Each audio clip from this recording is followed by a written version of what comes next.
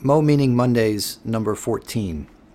If you're new to the channel, this is a series of videos I'm doing where I do a close reading of Jordan Peterson's Maps of Meaning. And this week I'm trying something a little bit different to capture perhaps a little bit more of a general audience for the first half of the video. And I think page 14 of Maps of Meaning really relates to what's going on everywhere in America and Europe. I'm going to focus on the UK and Sweden here. I made a previous video that got quite a few views about how the Swedes look at Jordan Peterson like he's a caveman. I was specifically trying to refer only to the Swedish politician on the show, and I was under the impression that the host was also Swedish, but that was incorrect. I made one other factual error in the video. I mentioned that Sweden had a lot of oil money, and I was totally confusing that with Norway. I confused Norway with Sweden, and I want to correct that error. Sweden, of course, does not have a lot of oil money. That's completely Norwegian, like I said. And it's so obvious, I don't know how I forgot how Sweden makes the majority of their money. It's clearly Swedish fish. So I just wanted to correct that. It's Swedish fish, not oil. I'm going to mention that in another video as well. But for now, I just want to play you some video clips here from RT and I think some European CNN outlet and a PragerU video regarding the Muslim immigration issues that they're facing over there. A couple of these are quite old. This is from, I believe, 2013. So I wonder how things have progressed, if at all, on this issue over there. And the reason why I'm doing this is because of, again, Maps of Meaning, page 14, discusses the importance of narrative and how that shapes our views of where we're at in the world and what we should then do in the future. And so in the latter half of this video, I will be reading directly from page 14 so you can see that for yourself. But I'll start with this video here on the Sharia law problems. Muslims trying to enforce Sharia law in London, from abstention to amputation. RT's Laura Emmett's been hearing how they want to instill their tough code on the capital. So we are here to tell you that Islam and the Sharia is unstoppable in Europe. Stoning for adultery, cutting off hands for stealing, death for renouncing Islam. This group of men is trying to enforce Sharia law in the UK. They've started a campaign to make certain areas of London and other cities Islamic law-controlled zones, starting with Walthamstow, East London. Muslims will be commanding good and forbidding evil, presenting Islam as an alternative to the Muslim and the non-Muslim community. Ultimately, we believe that Muslims can live together, trade according to the Sharia, resolve their problems according to the Sharia, and even police themselves to a large extent. Hopefully one day to have Islamic Emirates which will have authority locally, security locally, and even provide welfare locally. Chowdhury and his friends are fly-posting parts of London with large Muslim populations. They want to ban drinking, gambling and playing music. And they say they've got bands of young men ready to patrol and enforce Sharia law by any means.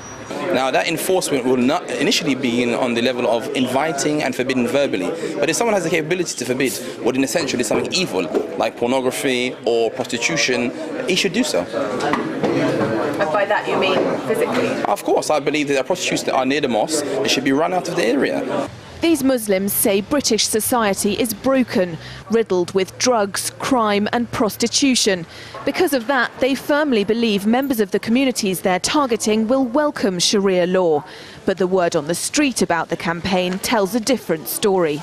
It comes down to, if you don't like the laws of the place you live, find somewhere where you do appreciate the laws, and all of these things are completely legal in this country. This is not India or Pakistan, this is England. We've got our own laws. People haven't got a right to come in here and bring their laws in here. Well, I think that will cause nothing but trouble. Councillor Martin Esom agrees, saying this could destroy community cohesion. We've got squads going around the borough taking down the posters as soon as they're put up, because we do not want these posters around our borough. They do not represent the views of our borough, and they have no place in Waltham Forest.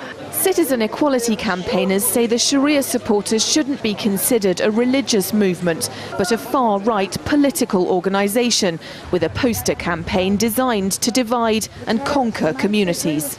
Their danger lies in dividing people, dividing communities, creating mistrust, and particularly from non-Muslims towards moderate Muslims. I think this is part of their aim, is to create mistrust, so they can then turn to moderate Muslims and say, look, everyone hates you, we're your friend, turn to us. And it's a very, very dangerous thing, and it's a political tactic to increase their own power. Undeterred by opposition, Chowdhury and his group plan what they see as the beginning of an Islamic emirate, not just in the UK, but all over Europe. Police have mobilised to take these posters down as fast as they appear, but Chowdhury and his group say they formed bands of vigilante enforcers to make sure Sharia is adhered to, verbally or physically. And in other parts of London, women have already been harassed for not covering their heads.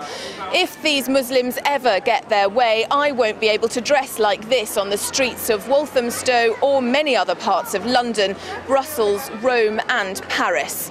Laura Emmett, RT, Walthamstow, London. Now, in another video that I'm going to play, I believe the idea of race is brought up, and in particular the white race. And I believe it's near the end of this video clip where the white race is blamed for these problems. Now, if only the white English people acted properly, then they wouldn't have these kinds of problems. I thought that was really peculiar because I don't see this necessarily as a racial problem, although I'm sure there are racial aspects to this problem. But I think they're secondary or tertiary to what's really going on here, and it's, again, referring back to Jordan Peterson's Maps of Meaning, page 14. It's about the story. This is a clash of narratives between the West's basically Christian narrative, as Jordan Peterson understands Christian, and then these Islamic narratives, or singular. It's I guess what Islam is divided basically in two, based off of lineage. But I won't get into the particulars there because I'm not an expert in that. So I'll play this next clip here. Again, this is about the enforcement of Sharia law in London.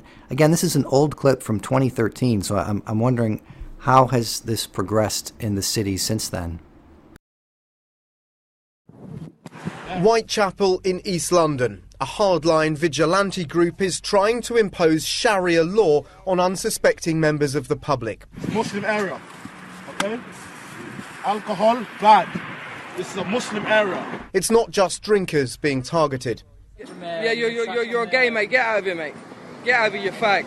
And women wearing skirts above the knee are also being harassed. To not dress like that in Muslim area. Only a handful of men are involved in the self-styled patrols. 5 have been arrested on suspicion of harassment, but we joined others who haven't been picked up by the police. These men claim they're simply tackling drunken behaviour where alcohol's already banned from the streets, but they do share many of the same hardline beliefs as those arrested. Alcohol is causing so much problems in the area. In fact, it's blighting the area. It causes crime, it causes people misbehaving and drunken and disorderly behaviour. Would you condemn then the more intimidating patrols where they seem to be trying to impose Sharia law in a part of London? I'm not here to condemn or condone anyone's action. What I'm here to say is that there's a problem. Those doing these patrols are revelling in the media spotlight, but actually the number of people involved is very, very small. The vast majority of Muslim people living in this part of East London want nothing to do with vigilantes whatsoever. At the local mosque, Muslim leaders are appalled and have condemned the patrols, which they say are stirring up hatred. It's done a huge amount of damage to the Muslim community, and it's no doubt going to increase Islamophobia. Police patrols in the area have been stepped up as the authorities take a tough line. We will not accept such behaviour. It's unacceptable. But Britain isn't the only country struggling to contain such behaviour. In Denmark, an Islamist from another so-called Muslim patrol stands menacingly outside a polling station, vowing to stop Muslims voting. In Belgium, these extremists want existing Sharia courts, which handle family matters, to be expanded to cover criminal matters, including un-Islamic behaviour in Muslim areas. And in Lerida, Spain, hardline Salafist groups have angered locals by demanding pet dogs are banned from public transport and Muslim neighbourhoods. Several dogs have been poisoned. Leading British Muslims like Baroness Varsi have warned their communities need to integrate better into wider society to stop extremism. In a speech in November, she said, "We've been treating our communities like foreign embassies, where rules from abroad apply and wider society keeps well out of it. And for too long, cultural sensitivities have often led our leaders to become morally blind." But there is evidence that the lack of integration is partly because in many cities across Europe, white people are moving away from ethnically mixed neighbourhoods. Even without many whites consciously fleeing, you can get a change that's quite dramatic in the character of an area. So here in London, between 2001 and 2011, an area like Barking and Dagenham, a third of the white British population has left. Muslim patrol, move away from the mosque. Enormous demographic changes resulting in profound challenges like the so-called Muslim patrols, which the communities themselves are now trying to tackle. Dan Rivers, CNN, London. It's goddamn Whitey. Why's Whitey got to leave? And then if the white people move back in, what is it called then? Is it called gentrification? I guess there's a term for everything. If you're moving out, it's white flight. If you're moving in, it's gentrification. So shame on you. Now, I encourage you to watch the whole video here, but I'm only going to play this last minute or two just for time reasons. So this is quite interesting here. And now to add to these woes, Sweden has had dozens of people go to fight for ISIS, and they're starting to come back. Sweden has had its first Islamic terrorist attack. Do you think the sexual assault problem is an Islamic problem or not really? No, I think it's a general problem among men. Yeah, the problem isn't like this culture or that culture. The problem is male culture. I don't think the immigrant is the problem. No, it's not. Like, that's just like a tiny bit of the problem. And like, when that happens, like it's because we didn't like bring them in the right way. And I don't see that connection at all. And I would very much like to see the evidence of such a connection. Do you think it's almost racist to make that connection? Yes, I think so. Is there a point where you think that Sweden's done too much to bring people in, or do you think there's... No, there is no too much in helping people. And is there a limit, do you think, to how many immigrants Sweden can take? No. Hi, So that's interesting. Again, it's a clash, not of race really, but of stories, of narrative. A clash of stories between the West and the Islamic narratives. So with that, I want to move to the page from Maps of Meaning. And it sort of reminds me, actually, what I just heard and saw on that tape, I forgot to mention before I go into Maps of Meaning. I'm not sure if this is a real quote from Hitler, but someone probably knows. I believe Hitler was discouraged, or he was unhappy with the fact that Germans were a Christian nation, because Jesus was so effete. He was not the warrior like Muhammad, and I believe Hitler lamented that fact, and he wanted to have someone like Muhammad, who was a victorious, manly warrior, to be sort of an icon for his people, and not the suffering Jewish Jesus dying on a cross. It sort of clashed with his idea of what the people should be looking up to and admiring. So again, another clash of narrative there between Nazism and Christianity. So what does Jordan say here that made me think of all this and bring up these videos?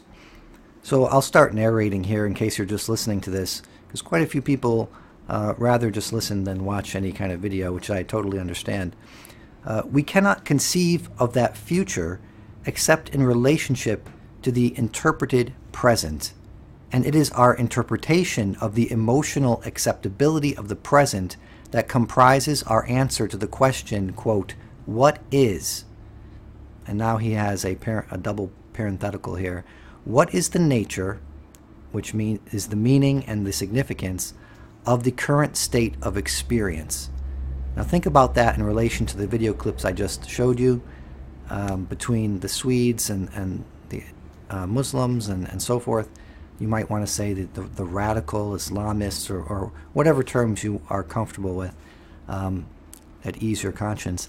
But so Jordan goes on, we answer the question, how then should we act, by determining the most efficient and self-consistent strategy, all things considered, for bringing the preferred future into being. So what is the preferred future in the UK?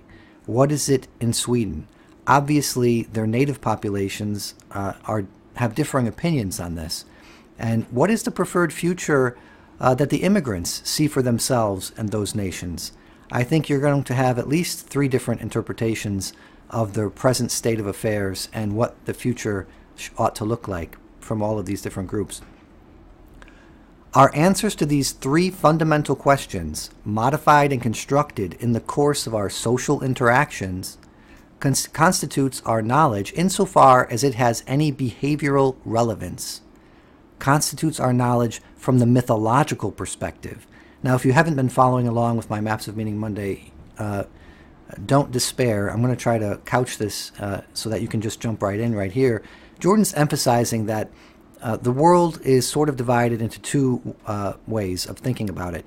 There's the world that's a forum for action, and this is associated with myth, with narrative, with stories. And so when he says that, you know, that knowledge insofar as it has any behavioral relevance, this is from the mythological perspective, because it's informing how you act in the world.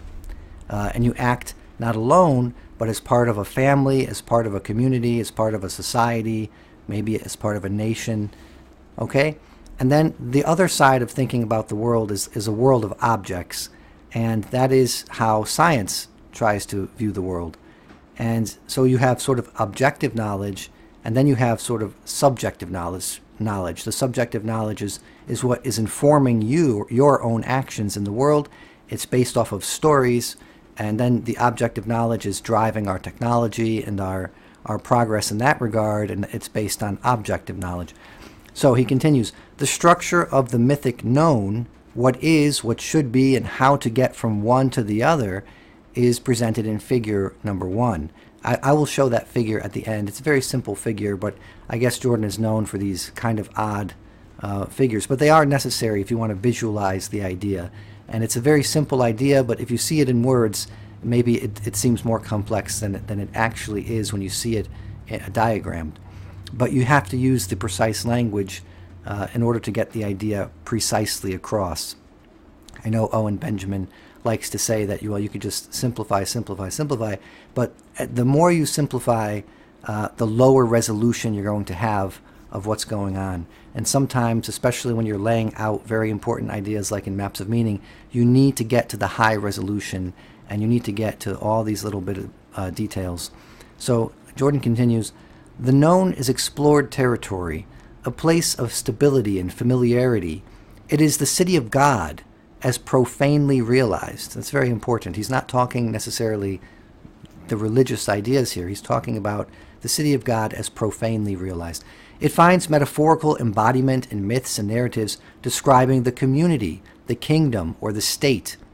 Such myths and narratives guide our ability to understand the particular bounded motivational significance of the present, experienced in relation to some identifiable desired future, and allow us to construct and interpret appropriate patterns of action from within the confines of that schema. So how people are interpreting their present state of affairs in England and in Sweden regarding, let's say, the immigration issue is relevant to where they plan their future. What are they going to do? How are they going to act in the world to make their desired future come to reality, to be realized? We all produce determinate models of what is and what should be, and how to transform one into the other. We produce these models by balancing our own desires as they find expression in fantasy and action with those of the others, individuals, families, and communities that we habitually encounter. Quote, how to act constitutes the most essential aspect of the social contract. The domain of the known is therefore the territory we inhabit with all those who share our implicit and explicit traditions and beliefs. This is the key here to what I'm talking about regarding these videos. Let's listen to that again. How to act constitutes the most essential aspect of the social contract. The domain of the known is therefore the territory we inhabit with all those who share our implicit and explicit traditions and beliefs. So the Islamic or Muslim immigrants, they share a story. They share implicit and explicit traditions and beliefs with each other.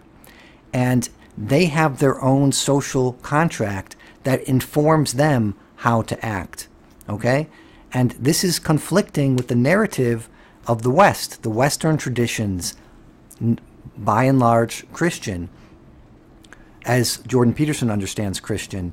And these two stories are now butting heads as we speak, and have been butting heads apparently, for years now in Europe. Myths describe the existence of this, quote, shared and determinate territory as a fixed aspect of existence, which it is, as the fact of culture is an unchanging aspect of the human environment. So we're always, as human beings, we're always going to have culture. That's something that you can't just extract from us. Quote, narratives of the known, such as patriotic rituals, stories of ancestral heroes, myths and symbols of cultural or racial identity, describe established territory, weaving for us a web of meaning that, shared with others, eliminates the necessity of dispute over meaning. Again, that's a very key sentence regarding the clash of civilizations. I'll read it one more time. Narratives of the known, patriotic rituals, stories of ancestral heroes, myths and symbols of cultural or racial identity describe established territory, weaving for us a web of meaning that, shared with others, eliminates the necessity of dispute over meaning. So the guys who want to enforce Sharia law, they have implicit and explicit meaning that others in their community share. And so if they want to enforce it, it seems like the right thing to do for those within their community. And from without, it seems like the wrong thing to do. Now you're going to have a dispute over the meaning of how they are acting in the world. All those who know the rules and accept them can play the game without fighting over the rules of the game. This makes for peace, stability, and potential prosperity, a good game. The good, however, is the enemy of the better. A more compelling game might always exist. And I think this is what the Swedish are thinking, or the more progressive types are thinking. There's a better game. There's utopia. We can be nice. We can be good. And we can give these immigrants everything that they need and want to help them succeed in the world. And that is a very good story that perhaps is very good morally speaking, but what is the outcome? Interesting. Myth portrays what is known and performs a function that, if limited to that, might be regarded as paramount in importance.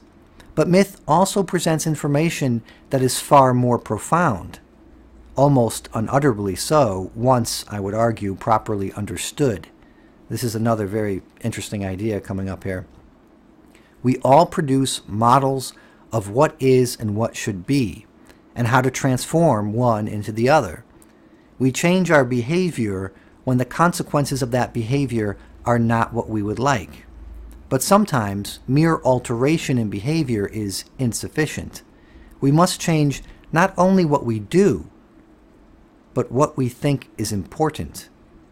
This means reconsideration of the nature of the motivational significance of the present and reconsideration of the ideal nature of the future. This is a radical, even revolutionary transformation, and it is a very complex process in its realization. But mythic thinking has represented the nature of such change in great and remarkable detail. And I think that's going to get into some of the work by Erich Neumann in the origins and history of consciousness to some degree.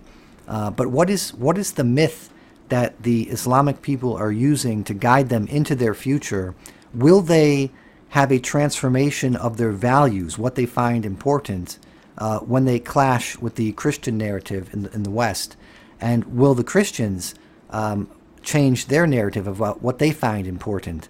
So will the progressive Swedes ever reconsider their value system when they see the results here?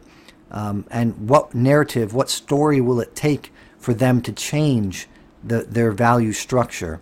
And for both sides. So what story would it take for the Islamic types to change their value structure? And who's more likely to bend and change their value structure? Those in the West or those more coming from the Islamic narrative? That's an interesting question. I think it's kind of obvious, but I'm just going to throw it out there. So here's the diagram, one of Jordan's infamous little diagrams. What is, that's the present. And then we want to get to what should be, that's the future, and it's also the moral landscape, if you will, from Sam Harris's. So what ought to be, and how we should act here. These are these lines. How we should act is going to be how we get to what should be from what is. This is now page 15. I'm going to start on page 15 next Monday and probably continue over into page 16 since so much of this page has been taken up by a diagram. So if you like this sort of thing, please give the video a like and subscribe. Thank you.